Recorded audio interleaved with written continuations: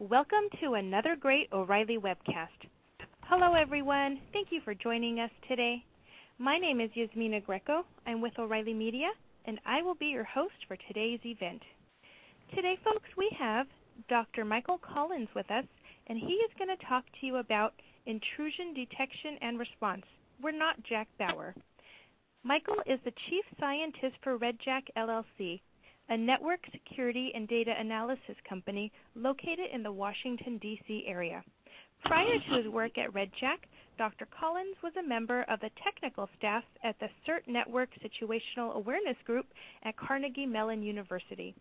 His primary focus is on network instrumentation and traffic analysis, in particular on the analysis of large traffic datasets.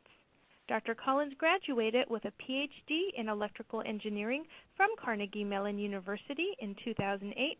He holds master's and bachelor's degrees from the same institution. Folks, we're very excited to have Michael with us today to present this webcast for you all. As we get the event started, I'd like to go over just a little housekeeping to help you get the most out of today's webcast. First, you'll want to open your group chat widget if you haven't already done so. This is where we can interact with each other during the event and where you can submit your questions for Michael. We find that our audiences usually have a lot of good knowledge to share, so we encourage you all to chat freely during the event. However, if you have questions for Michael, please preface them with a capital letter Q so we know that they're for him and we can make sure we see it for Q&A. You can also open, move, and resize any of the other widgets. If you would like to tweet from the Twitter widget today, you might need to give it permission to access your account. The Twitter widget will automatically append the event's hashtag to your tweet so you don't have to. And today, folks, our hashtag is intrusion detection, all one word. If you have any trouble with the webcast, please take a look at your help widget. If you continue to have trouble, just post it in the group chat and one of our staff will help you right away. We would like to let you know that we are recording today's webcast and we will have the archive ready usually within 48 hours. And folks, at this time, it is my pleasure to turn the program over to Michael for his presentation. Hello, Michael. Hello, Yasmina. Thank you for that lovely introduction, and hello to everyone attending. As Yasmina said, my name is Michael Collins. I'm Chief Scientist for a small network instrumentation company called RedJack. And today's topic is about intrusion detection and response. The subtitle came from the list of Jack Bauer facts, which if you've ever read, begins with him getting bored and screaming, "There's not enough time." And this is very much what I'm focused on today, is time, and in particular how our focus on real-time and intrusion detection has sometimes led us down a primrose path. So I am somebody who, in response to all of those one weird trick and BuzzFeedy clicky type articles, have developed a passion for putting things at the front of everything I do. So, as you know, in the introduction, I promised everyone an intrusion detection system with a 100% true positive rate on a /16, and I'm happy to present that in fortune cookie form. For those of you who can't quite read that at the bottom, the fortune on the bottom reads, "You are being scanned on ports 22, 25, 80, 135, and 443. Which, if you're running a /16, is pretty much guaranteed to be the case all the time. And that's the problem that we face right now, and that's what I'm focusing on in this talk. What I want to talk about today is how to make intrusion detection systems more effective. There's a lot of things that fall under the general bailiwick of intrusion detection. My primary concern is IDS, IPS, and SIM systems, where when I tend to talk about or think about intrusion detection, because I've spent an enormous amount of time doing large network instrumentation, and because I'm one of the guilty parties for creating Silk, I tend to think of intrusion detection as a lot of ad hoc mechanisms, scripts that are built to identify anomalous phenomena and to raise alerts on top of them. This does not supplant things like snort or bro, or what we tend to think of as traditional intrusion detection systems as well. But from my view, intrusion detection is something that you have to be able to build ad hoc, quickly, and modify on a constant basis. And anyone who has that relationship with the bleeding snort knows that kind of experience deeply. We are constantly updating things. Now,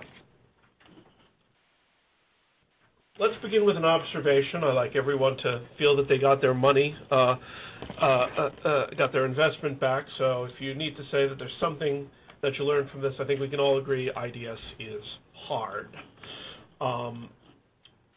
But the question is why it is. Just to refine the bailiwick a little bit, because I'm going to be talking about the difference between IDS and more traditional systems later on. As far as I'm concerned, IDS is any system which has a dynamic element involved in it. This differentiates it from a firewall or an ACL, although the relationship between firewall and IPS can, of course, be a little bit fuzzy.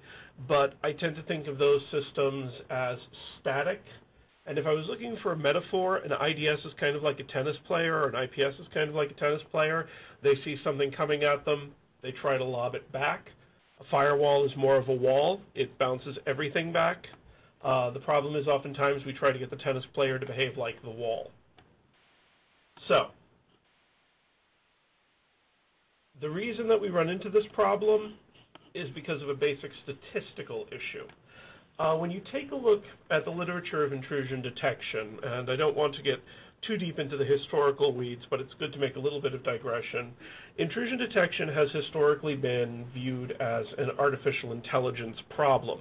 The first intrusion detection systems that people looked at, if you take a look at the literature from the 1980s, Emerald, Lyrad, systems like that, they are expert systems.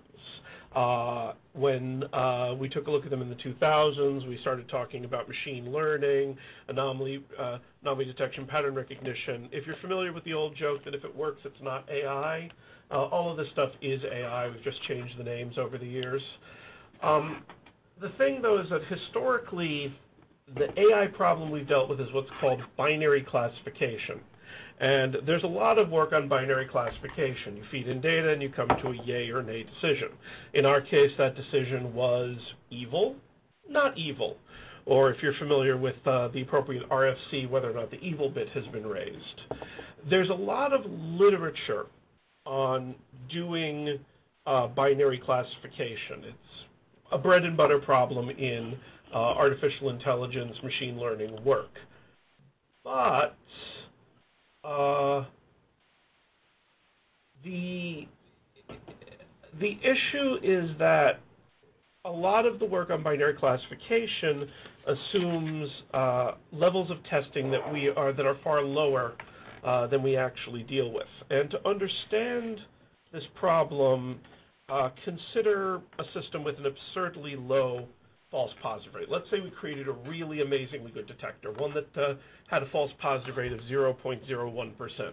So 1 out of every 10,000 alerts is going to give us, or 1 out of every 10,000 events is going to raise a false positive. If you test that if you run that across 1 million tests a day, you're going to get 100 alerts from false positives. All right. If you've only got, say, 10 or 15 actual events per day that are true positives, then that means you're going to find that the probability that once you've gotten an alert, an actual attack has happened is about 1 out of 10. And that is an idea that, in particular in intrusion detection, showed up in a paper by Stefan Axelson around 1999 about the base rate fallacy. And the base rate fallacy is an application of Bayesian statistics. The false positive rate of a detection system is the probability, given no attack, you raise an alert. But that's not the information that you actually get on an ops floor. You get an alert, and then what you're interested in is the probability that given an alert was raised, there was an actual attack. This was the key insight of Bayesian statistics, that the probability of A given B is not the same thing as the probability of B given A. And the problem that we run into in information security, the problem that underpins all of our pain in intrusion detection, is that when the chance of an event is low and the tests are frequent, most alerts are going to be false positives. And who has to handle that? Your ops floor, your CERT, your team. This is why, what you find most ops floors doing all the time is managing false positives. And as you add more instrumentation and you add more detection systems, you provide people with more false positives. It is very easy in information security to instrument ourselves into blindness. And the base rate fallacy is, as far as I'm concerned, the fundamental problem we face in information security. It is the reason that our detection systems, what we find ourselves usually doing, is tuning the sensitivity down until the all-powerful screaming from the detection systems is at a tolerable level. But this leads to another problem. We are not, in the classic sense, engaged in an AI problem. If you read the historical analysis of ROC curves and why they're used in information security, why they're used in academic IDS evaluation, the core paper is John McHugh's critique of the Lincoln Lab study. This is about 2000. The point he makes is that ROC curves come out of at least for IDS, they came out of voice recognition work. The problem we have, and the thing that differentiates us and our security problems from everyone else, is that the systems we are watching hate us and want to see us fail. So when we reduce the sensitivity of our detection systems, what we are doing is we are giving attackers leeway. We're giving them space to operate. And broadly speaking, we can talk about that happening in two ways. We can talk about that happening with intelligent response, and we can talk about it happening with evolutionary response. And it's important to understand the difference between these two different attacker communities, because that is our other problem. Okay, I love this slide, or I love this graph. In general, I love graphs. This is probably a sign that I need help, but hey. This graph that you're looking at on the right is a map of SSH activity on a /8 network over the course of a day. The blue dots on the graph are the total number of hosts which were contacted in a 30-second period. You'll notice that some of those dots are a bit higher, and then you'll notice the horking enormous red lines. The horking enormous red lines are obvious scanning attempts. They actually go off the scale in that. I think I cut the upper limit here around 2,000 hosts contacted in 30 seconds as opposed to the upper limit, which was around 980,000 hosts contacted by a single address in 30 seconds. Here's the thing. When we talk about attacker communities, attackers aren't smart, attackers aren't stupid. There are smart attackers and there are stupid attackers. And both of them are going to show up in your traffic feed. One of the problems we run into is that the existence of stupid attackers does not obviate the existence of smart ones, and vice versa. Your smarter attackers are right now relying on user-driven infiltration, watering holes, spear phishing, mechanisms where they will get the user inside the network to invite in the malware. Your dumber attackers will clog your feed with obvious scanning.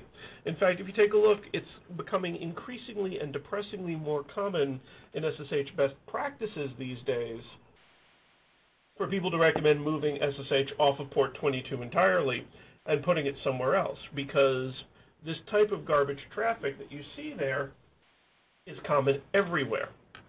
And this is the other problem we run into. The reason we liked binary classification, if we were playing Dungeons and Dragons, we'd like to have a detect evil spell. The problem is that we're going to be attacked. There's a large number of attacks on the network that are weather. All they're going to do is they're going to provide your ops floor with an opportunity to run around with a lot of problems, but they don't represent actual threats. As I said, this was on the /8, probably 5 or 6 million empty addresses on this. If you ever take a look at /8s, a good number of them are legacy networks, and they have huge swaths of dark space. I don't care if anyone scans my dark space. I care if something responds.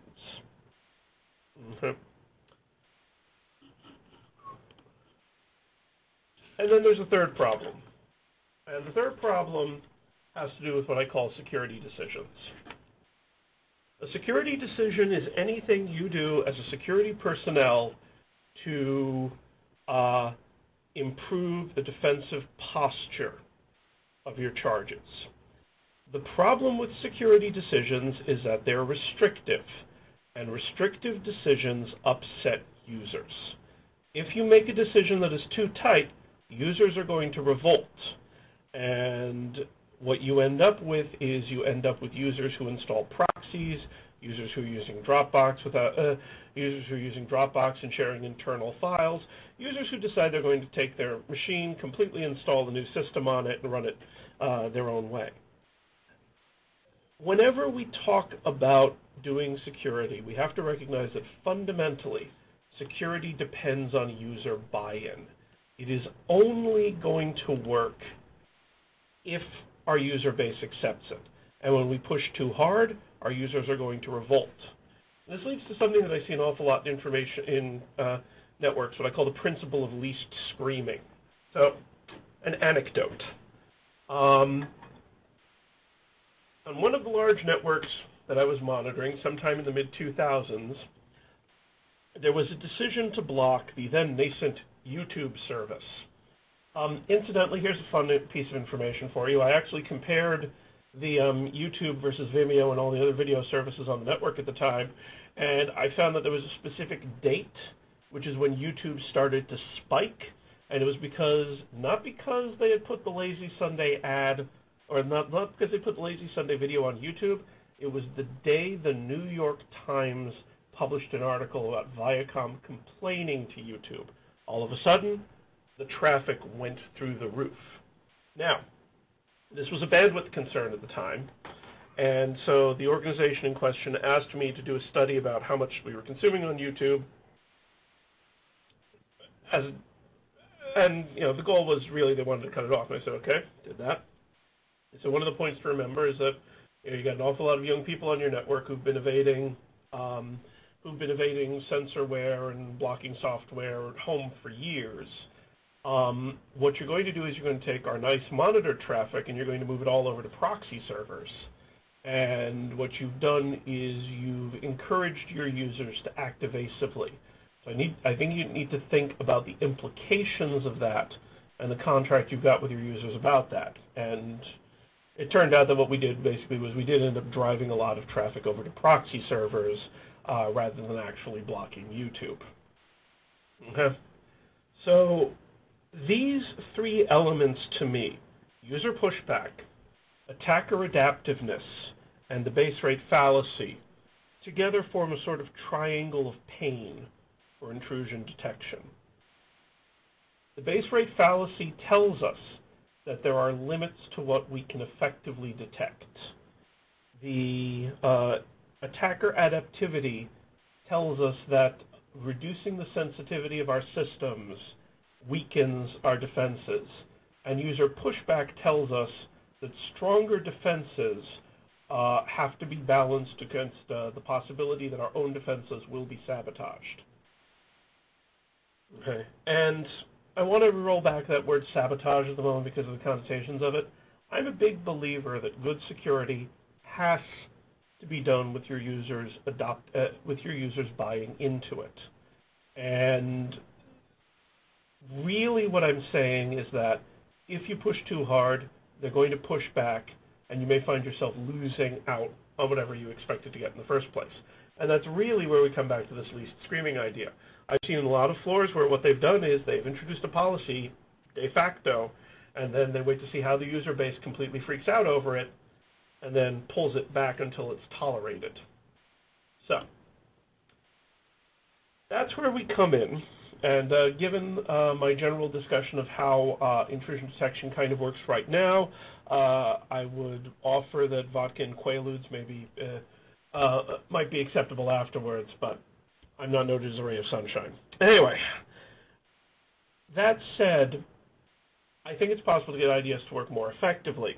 And I think a lot of the problems we run into with IDS come from misapplication. Going back to something I said earlier, IDS comes from an AI background.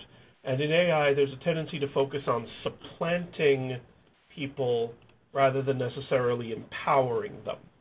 In order to get IDS to work properly, I think if we rethink its role, how to apply it, and to focus more on the analyst and the operational floor, we can produce a more powerful and more secure system.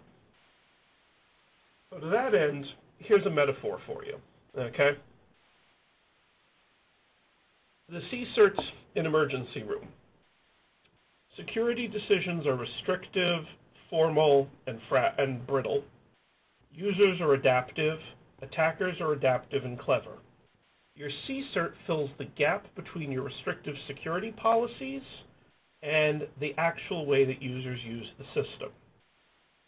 The people who run your CERT, the better your security policy is, the less stressed out they're going to be. That said, every CERT is always stressed out because there's an enormous number of problems out there and there's a limited amount that we can actually do to stop things, okay? What we do is we tune defense down to a manageable level right now. What I'm suggesting is that we focus on reducing the cognitive load in the CERT. Develop a process to constantly reduce the amount of pain that the CERT goes through. And part of this comes to us grasping the nettle on triage, okay? A lot of what I'm going to talk about in the next few slides is going to focus on the idea of strategically allocating analysts to resources, what I generally call asset-based security. But inherent in this idea is acknowledging that we're not going to be able to defend everything. Anyone on an ops floor will kind of go, yeah, that's not exactly a shock, but it's still something that people kind of freak out about. And my response is, we already triage. We have more alerts than our analysts can effectively process.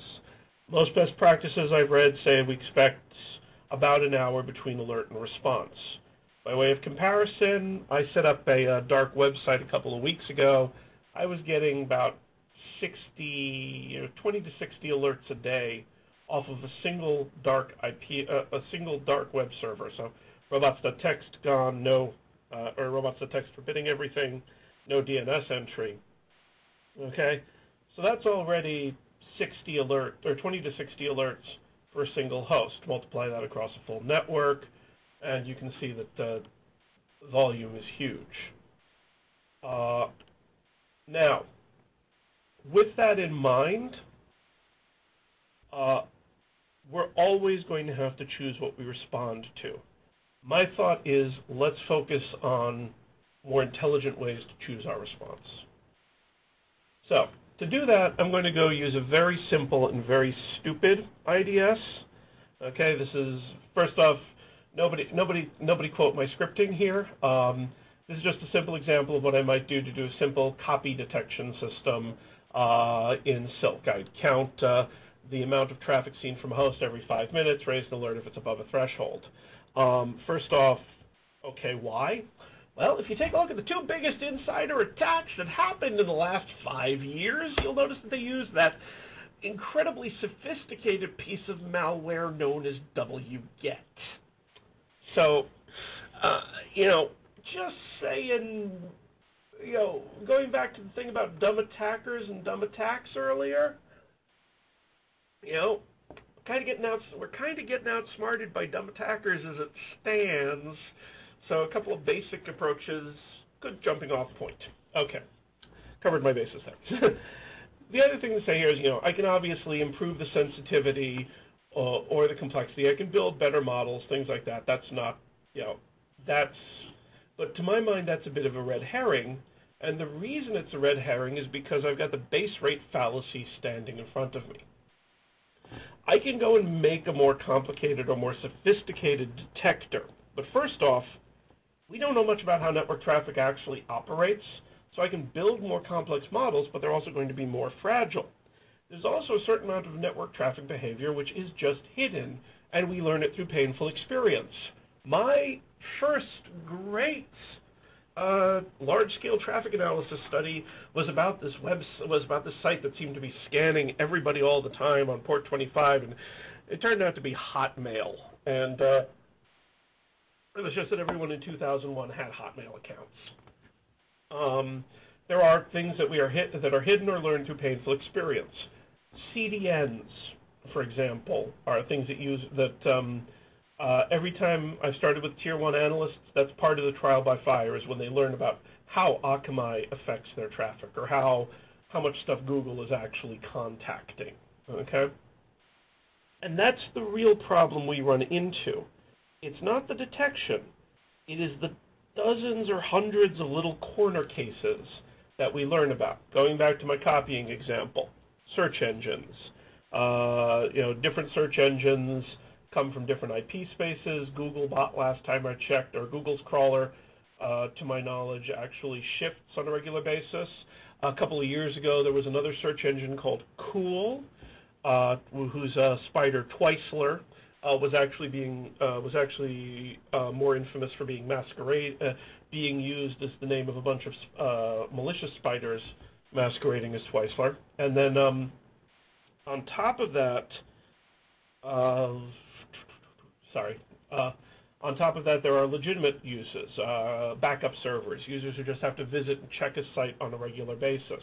All of this sort of informal knowledge are things that we learn through field experience. And in particular, there's two recommendations I'd make. The first is that there's an excellent book by Walter Vincenti, written in 1990, called What Engineers Know and How They Know It, which is a study of the way engineers think about problems and the way that they collect all of these corner cases and build general, sometimes not even computational models for these problems. And it's a very insightful discussion of how these corner cases and how this local knowledge starts showing up in engineers' heads. And this gets the other type of information we often need, which is that the alerts themselves are generally devoid of context.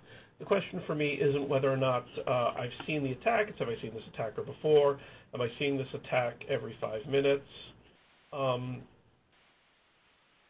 those sorts of questions. Now, so going back to the goal, of reducing the cognitive load, there's two strategies that I'm going to recommend here, or two general families of solutions. The first is what I call working from action. And this is a recognition that your CERT has specific or limited capabilities. And the question you should really be asking yourself is, what do I expect my CERT to do at the end of an alert? This gets back to the idea that we're making security decisions, and security decisions fundamentally upset your users. So it's not only how do you make the decision, it's also very much about how you sell the decision. The other thing I'm suggesting, going back to this idea of Vincenti's, is taking a look at how you manage the knowledge of what your network maintains. And there's a couple of core ideas here about exploiting and empowering the ability of your analysts to develop very deep knowledge about the traffic on your network and what it does. Okay? All of this is focused on the idea, again, of reducing the workload on your operators. So the most basic thing we can talk about is inventory. Now, in the medical profession, there's a phrase called chasing zebras, which somebody out there I'm sure is aware was the original title of House. The idea is that when you hear hoofs behind you, the odds are it's going to be a horse, not a zebra, unless, of course, you're standing in the Serengeti. And this is the point of inventory. When you take a look at dumb attacks in particular, they tend to be blind and opportunistic attacks. What I mean by that is you've got the guy scanning your dark space, somebody sending spam to non-existent addresses, things like that.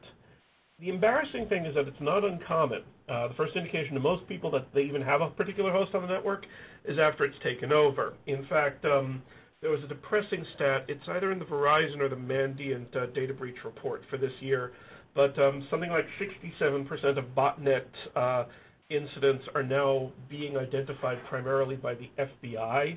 And so what's happening is people are finding out that they've got bots on their network because they're getting a friendly call from the Hoover building. And this has been a common blind spot on our networks for on our systems for years. We've tended to build very sort of top-down defenses instead of bottom-up defenses. We sort of worked from the border inside. Well, I'll tell you now, border is dead. Cloud computing killed it, but outsourcing was already stabbing it to death a while ago. So I'm very much a believer that if you're going to build better security right now, you need to start by collecting and applying inventories. If you read my book, Network Security Through Data Analysis, I've got a fairly extensive walkthrough about building an initial map and inventory of networks, specifically to deal with this problem. Now, in order to apply that inventory, there's two parts. There's building it and using it. There's a couple of different ways you can build an inventory. My general recommendation to people is to combine passive and active mechanisms. What I mean by passive mechanisms is large-scale flow collection and analysis. So this can be done using source-fire RNA. This can be done using YAF and Silk, things like that. And then there's also internal scanning. Nessus for this, EI, sorry, this is very strange. I can't remember Fyodor's application at the moment. Wow, that's very sad. Internal scanning as well. Oh, and map. There we go.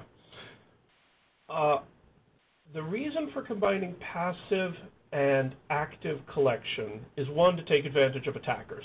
Attackers are going to scan your network constantly, so you might as well use the information they're going to provide to you. The other reason is to deal with blind spots. A fun question I like to ask people is how many web servers they have running in their house. Now, given the audience here, I assume that most of you are probably going to be able to give me a count of at least one or two or three of them. But have you remembered your wireless router? Because that's obviously got a web interface. It's probably an embedded one that hasn't ever had any actual mechanism for being patched and probably has a couple of vulnerabilities right now. Embedded systems tend to be a running blind spot for people because they don't think of them as computers in the classic sense, because they don't think about patching them. They just think of them more or less as a glorified light switch. And then it turns out that the glorified light switch is running 5 or 6 different servers on it for reasons that are not entirely clear. And mostly it boils down to it was easier to just implement everything as a website these days. Okay, so when you combine passive and active information, you start to identify the stuff you didn't know about beforehand, and then you can use that to launch active scans to get finer details. Now, the reason to do this, the obvious ones are to identify vulnerability targets. Somebody's scanning my network looking for an Apache vulnerability. If everything I've got is IIS, I'm not worried about that as deeply. It gives me a chance to identify changes in state. What new services are appearing on my network? What services are disappearing in my network? In particular, I like to take a look at dial homes. There's an awful lot of supply chain for software these days where AV, for example, if I don't see my regular callback to my AV provider to see the updates to the signature file, I like to know why. The other thing is that it starts to give you targets for analyzing and monitoring networks. There's a couple of papers written under the guidance of Vern Paxson, currently at Berkeley. But the two papers I'm thinking of in particular are Active Mapping, which he did with Umesh Shankar, and Sequential Hypothesis Testing for Scan Detection with Jae-Yoon Jung. And they're both about taking advantage of maps in your network to identify anomalous or suspicious behavior. There are also things that you can build fairly easily. They've got some of that functionality implemented in Bro if you're working on a budget. Okay? Now, the point of this inventory as well is to start to develop local knowledge. As I said earlier, the corner cases are the things that make IDS hard. The basic detection is very simple, but then you find that there are these complicated sets of rules. There's a particular server I knew, there's a particular web server on a network I was monitoring at one point that only became important once every 2 weeks because it was the payroll server. There was another case where I was taking a look at a large-scale network, and we saw it was showing the port activity to someone, and we realized that there was a jump from 5,000, certain number of ports were going up to 5,000, and then after that we'd see to 32,000. We realized, oh, that's Windows. Not a huge insight in itself, but it's an example of that sort of root and bone knowledge that you acquire and becomes hard to communicate to people. This is very much what Vincenti is talking about, and there was actually in Communications of the ACM a couple weeks ago, there was an interesting parallel study about SAT. If you're not familiar with SAT, it's it's an NP-complete problem, and because it's profitable to solve it, there's a huge bunch of theoretically impossible but very practical mechanisms for solving it. And the academic and the ops community have never talked to each other and don't know what this root and bone knowledge that the ops people have is. When we put people in front of large amounts of network traffic for a long time, they're going to learn things. And then it becomes hard to figure out how to share that. But there are a couple of mechanisms for encoding it. In the case of Silk, for example, in Silk, there's a structure called an IP set, which is a representation of arbitrary IP addresses. And what I found is that on many ops floors, what they do is they start collecting and building maps of networks, which are implemented via Silk IP sets. And you'll find that they have directories with dozens or hundreds of specific maps, ranging from these are the web servers on my network, to these are websites that are our major clients, and we see communications with them all the time, to these are sites I'm very suspicious about, and they kind of scare me. Now, that's, and that kind of information becomes sort of your root and bone experience. Managing, recognizing, publishing, and sharing that will often be an important sort of boot-up procedure for new analysts and information to share. Okay? Now, one of the ways that I've kind of moved towards that over the years is also what we tend to call asset-based security. And the idea here is that instead of having analysts just working off of the IDS directly, we assign them groups of hosts on the network to monitor, and that becomes their specific bailiwick. So maybe I give you 300 hosts, and your job is to check those 300 hosts. If you've got alerts on those hosts, deal with those alerts. Otherwise, check them in general. Check the traffic, check the anomalous behavior, go and visualize everything to see what's going on. When you start embedding people like that and assigning them to specific groups of hosts, they will develop that expertise. They can even start to recognize business practices. For example, it turns out, oddly enough, that your research group and your marketing group are talking to each other once a month, and so there is a flow of traffic at that point. All of this is, to a certain extent, motivated by an economy of despair. What I mean by that is, going back to something I said earlier, we don't really understand much about how network traffic works. We still have a responsibility to defend. And one of the best ways to do that is to take the best pattern matching and recognition engineering engine we have, which is to say the human brain, and throw it at the problem. And it's not that unusual a practice. If you take a look at engineering firms, going back to Vincenti, you'll see that they often do have certain specific local knowledge that is held in specific minds. Boeing, for example, used to have a guy whose entire job was he had, in his head, three-dimensional models of all the wiring and organization of the planes. Anytime they submitted a change, it had to go through this guy. Do the same thing on ops floors. If somebody becomes the expert on this group or this service or this network, and if we can leverage that ability, we can start to reduce the amount of time that analysts need to process these alerts. Okay. Now, on that, one of the other things to consider is network engineering in general. When you take a look at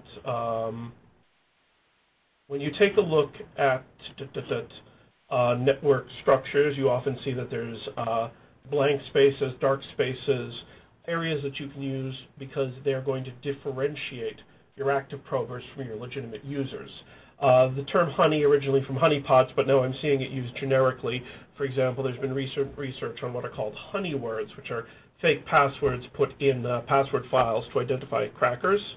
Okay, those sorts of things where you put honeypots or even dark spaces or dark files on your network, those are useful for differentiating probing from normal activity, and they're often a lot more useful than the simple statistical modeling, because there's a chance that people will communicate with something randomly, but if you've gone out of a way to make a host inaccessible and people are still contacting it, then those are people that you want to get rid of. So that's knowledge management, but the question is, once you've got this knowledge, how do you use it? And fundamentally, this gets back to the idea that people do not like security decisions. And so one of the basic questions I think you have to ask whenever you start building detection systems is action. And in fact, when I build my alerts these days, I walk backwards from actions and also the consequence of the action. This really gets down to the question of, if I make a decision, who am I going to affect and who am I going to upset? And is it more expensive than not doing anything? Okay? Because if you're not going to do anything on it, it's more important to get it out of your analyst's view. So, for example, consider scanning.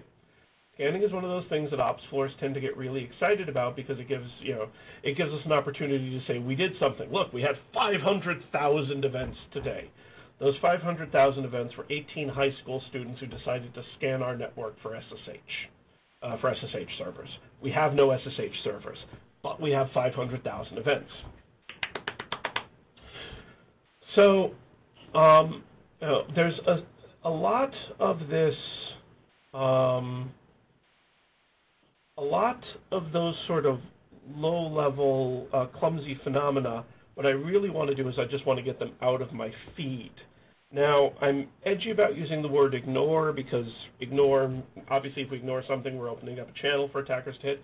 But there is a question of prioritization of attention. Where are you going to spend your analyst attention and what are you going to do with it? So for example,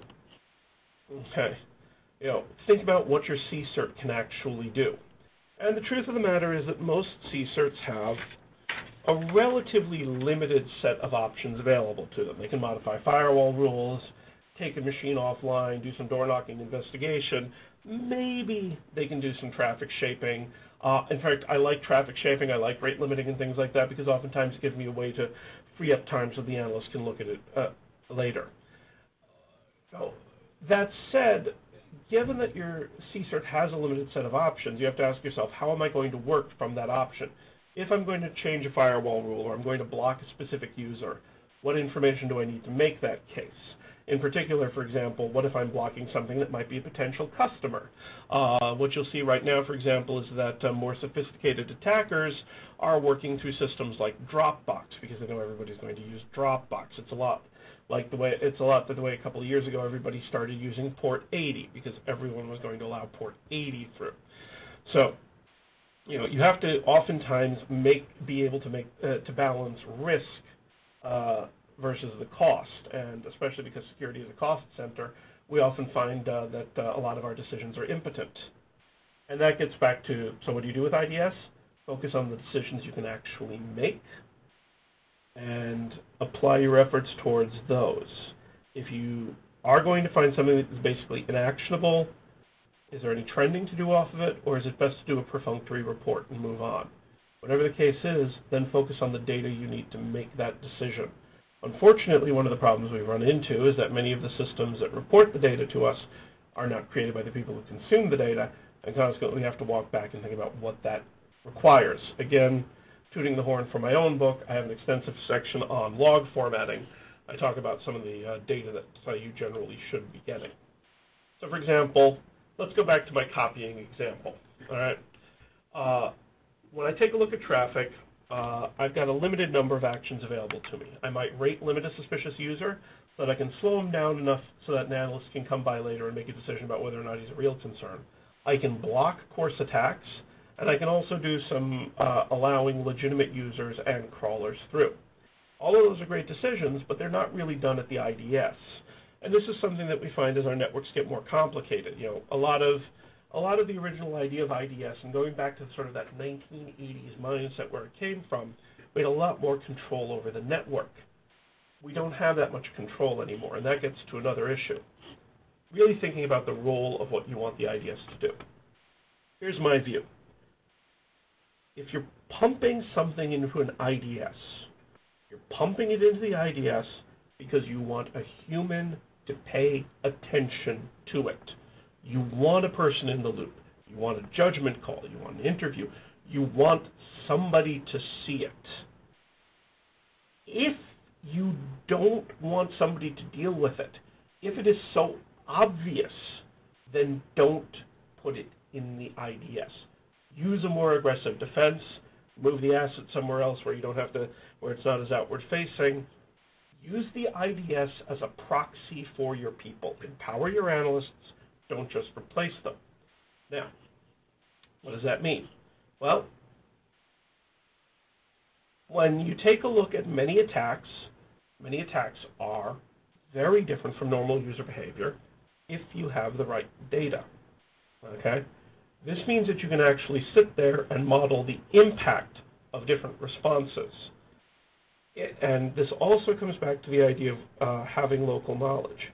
If you've got an analyst who knows what the host is being used for, he can give you a clearer picture of the threat and the implications of the threat.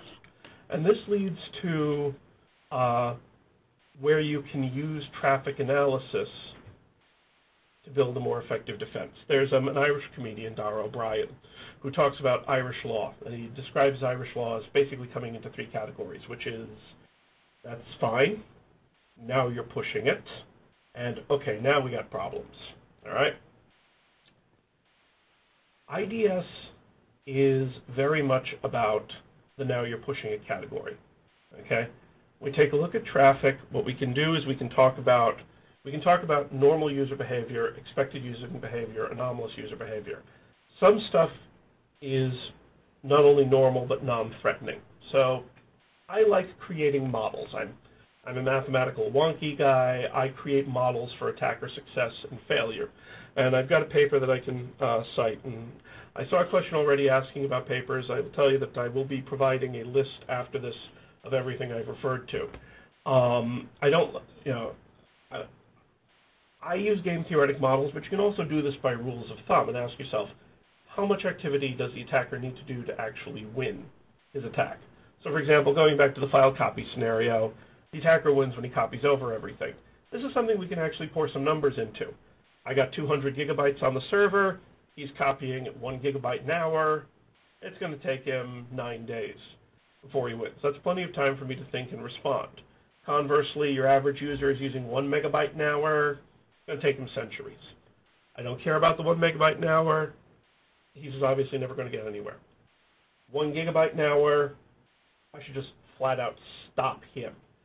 And then in between, I've got my category of users that I actually want to devote my analyst attention to. Those are the ones that the IDS should be generating alerts for me on. The rest of them, I'm either blocking with firewalls, or as far as I'm concerned, they're low priority. Okay? And this gets to the next issue, which is once we've decided that this is the IDS's role, we think about the IDS's relationship to the analyst. Okay? Your standard IDS alert is fairly minimal because it's usually coming out of signatures. There's an alert code, an identifier, a type, things like that. What then happens is the analysts spend all of their time going over that information and determining if it matters. Here's the thing. Anything you can provide to enhance and annotate that information reduces analyst response time and means that they can process more stuff and work more quickly. Now, that's easier said than done, admittedly. But if you go back to the action and you ask yourself, okay, these are my options. I'm going to block, I'm going to limit, whatever, then you should have information that supports that. Here's the classic example. I've talked to analysts across floors all across the planet. Everybody wants one thing more than anything else. They want a phone book. Here's the IP address. Here's who owns the host. Here's who I contact. Here's his boss. That's half the job. Okay. Other information, standard contextual information, geolocation, country code, DNS reverse lookup, who is. I make that sound easier than it is. As anyone who's dealt with who is can tell you, it's a political mess. But you build systems to support that kind of lookup, you're going to reduce the amount of time that operators have to look at things. Reputational and historical data. Has the system been a problem in the past? If you keep an inventory, start pushing analyst annotations to that inventory so that they can say, oh, this was a problem I saw before. Okay? Now, the other thing, and this is really the Jack Bauer thing, I'm not a real-time person. Real-time detection without real-time response is a recipe for frustration. And I don't trust automated defenses, or I don't trust reactive automated defenses because from my perspective, they're an attacker's favorite weapon. When I do alerts these days, I do them on fixed intervals. That way they're not constantly screaming to the analyst. They can work it into their workflow. I do it on a per host basis. So I give an analyst 100 hosts and I say, here, walk through these 100 every day. Tell me if there's anything I need to worry about. Even if that's, considered two wacky guys, consider just rolling alerts up. If somebody's scanning me, I don't need every separate scan alert. In fact, most of the time, what I find is that I do traffic recognition on scanning or spamming or those obvious attacks to pull it out of my main data feed and not look at it again. First off, it's costing me query time because I'm going through all of those records all the time. Second off, if it's not anything we can action on, don't use it. Okay? Using things like dark spaces and honeypots, if I can immediately identify that somebody's an attacker, put them in the attacker bucket, pull them out of the main traffic bucket, and then figure out if there's anything else I need from them. Okay? So let me talk about what I actually do with the full copy alert. All right, because this is an example of this philosophy in a nutshell. You see the diagram on the right. So, the whole point of this copy alert in an operational environment is not to raise an alert every 5 seconds of, oh my God, somebody's copying the system. It's to provide the analyst with a way to figure out whether or not there's an actual threat there. So when we do this, we've got thresholds, and that's what that line is there, and events. And what happens is every time an event happens, every time that something happens above the threshold, at that point, I go back to my main data repository and I provide contextual information. Okay, this was over the threshold. What IP addresses contributed to that threshold? And so in this example, you get a report every 24 hours. Every line underneath the main graph is an event showing, okay, these 5 addresses were the busiest, these 5 addresses, and the analyst can visually just poke through and go, oh, all of these addresses are in common. What's the problem there? Analysts in this model use a publish-subscribe approach. So instead of having this alert on every host, because for example, on my DNS server, I'm not as concerned that everyone's copying the zone file over. In this case, they just decide I care about this server, that server, and this server. Push that IDS over to there. And that's the key thing, push the IDS. It's now a lightweight service rather than a huge single system. And the analyst has the ability to push whitelists to say these are not the things I'm concerned about. Okay? So in conclusion, a lot of this is about exploiting institutional knowledge. It's about thinking about IDS within the context of other defensive tools. And it's about thinking about how the IDS operates with your analyst. Building better IDS workflow, building better IDS systems in general, first off requires recognizing what you're using it for. And this is the idea of action. Because I don't want the IDS to just be another firewall. I've got a specific role for it, which is this is where I want to push my analyst attention.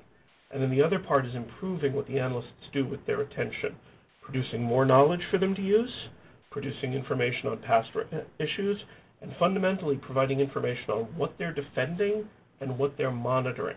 By building those, you can improve analyst response. And by improving analyst response, you can improve your security posture. So, and I think we are now ready for Q&A. All right? Okay.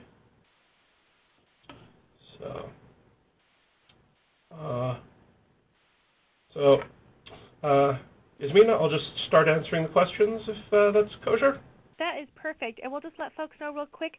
Folks, if you do have a question for Michael and what he's been talking to you about, please open your group chat widget, type it in, send it in, and we'll take as many as we have time for. Back to you, Michael. Okay. So I'll start with the question about smart attackers using dumb attacks to disguise what they're really doing. I have seen that happen. I was once looking at a political event where I saw somebody masquerade an attack as a worm, and we were able to identify the fact that it was specifically random-looking scanning happening on a network that, but when we compared it to my other dark spaces across the internet, they were not there. So we do see that, and this is actually part of the reason that having cross-referencing and data sharing across multiple networks can often be useful to figure out whether or not you are the only target of the attack. The real problem we've got, attackers are intelligent and adaptive, so yes, they will, they will happily use dumber attackers. My actual favorite example of this is Anonymous has a very cheesy DDoS tool called LOIC, the Low Orbit Ion Cannon, and it's got additional and they've got distributions of it using additional malware in it. So, okay.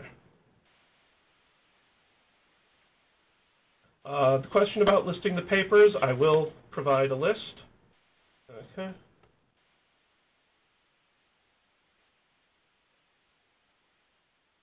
There's a question about hackers exploiting employees via social engineering. Has anyone studied using social techniques for security?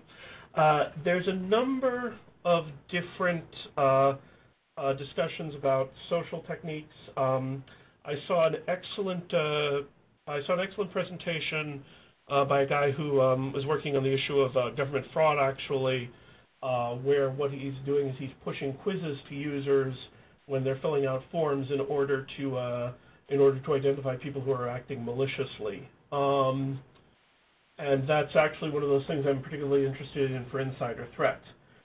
There are other things. Unfortunately, a lot of the stuff I've seen is actually more in the physical domain. For example, there's a technique that cops use called CIPDED, crime prevention through environmental design. So, yeah. There is a lot of good material. It's just unfortunately not in the CS domain usually. Okay.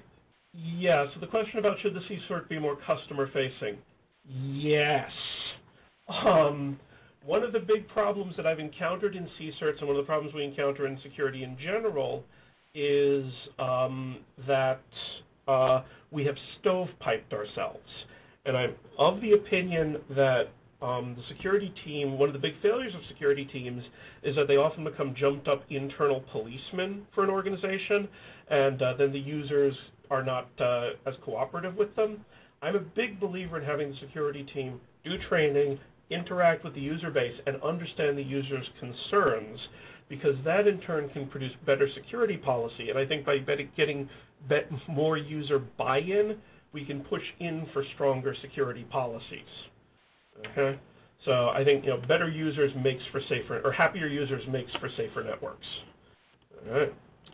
Okay, somebody was asking what a dark space is. A dark space is an IP address on a network that's allocated, but is not actually does not have a host behind it. When you take a look at network traffic, almost everything that users do is moderated through DNS. As a result, if you have, for example, an IP address that doesn't have a name associated with it, if somebody contacts that host, you're wondering why they did that. Similarly, if you've got IP addresses with nothing on them, then you have to ask, why are users contacting this at all? And the answer is a lot of it's random scanning, DDoS, backscatter from DDoSes, things like that. Those types of things where there's no reason for anyone to contact them are good as beacons. They're a good way to start identifying why something is happening. For example, I saw a spear phishing attack at one point that they sent it to maybe 10 or 15 people in the network. They sent them as separate mails, and they had a bunch of names on the line. Most of those names were fake, but they looked real enough on the line that the user didn't recognize them. The only way that you would have figured it out is if you had access to the email address list. Okay. All right. So I think that's all the questions, except I think that's what I've got for the questions. Are there any others? Well, we'll give folks just a moment here to see if they're going to send in any additional ones. And folks, I do want to let you know we did push out details in your group chat, but if you didn't open it, please open it. Information in there to save you some money today as a thank you for attending the webcast. Michael has a great book. It's called Network Security Through Data Analysis, and this book is the O'Reilly deal of the day today. And what that means for you is you can get the ebook today for 50% off. So if you like what you've been learning today from Michael, please take advantage of that great deal. Lots more in the book that can really help you with your day-to-day. You can also visit O'Reilly.com. Look on the right-hand side. It's right there. You can't miss it. And I'm not seeing any additional, here we go, Michael. Question is about the recording. We are recording the webcast today, Michael, and we'll have the recording ready in approximately 48 hours. So everyone keep an eye on email. We'll let you know as soon as it is ready. And David would like to know, Michael, in your experience, about how many hosts can one person manage? That is a really good question, and I'd love to have a solid answer to it, actually. A lot of what I've been using at the moment is I've been using the rules of thumb for system administration, which is that a sysadmin historically could handle somewhere between about 50 to 100 hosts, and maybe 3 times that number if they're cloud resident. And that was my rough number right now. That was what I was going with right now.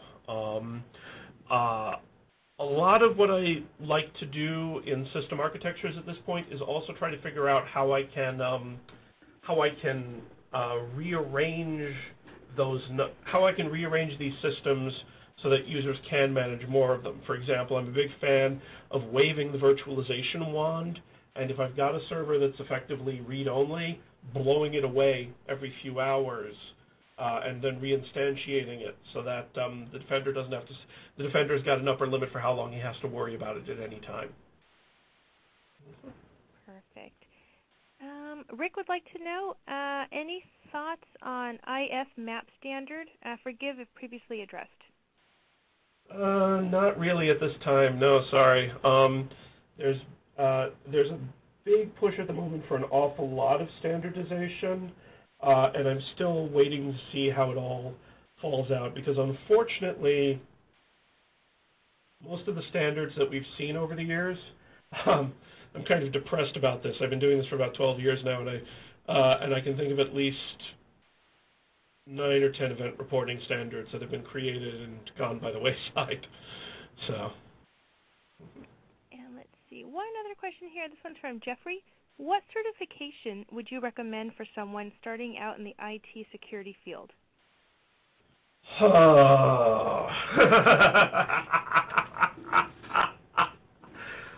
Target practice. Okay. It depends.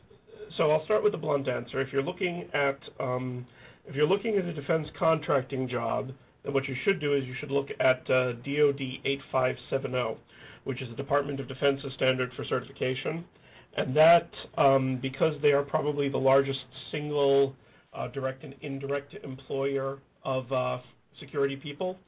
If you look through that, you'll find that will give you generally, as a recommendation, something like the GSEC or the CISSP.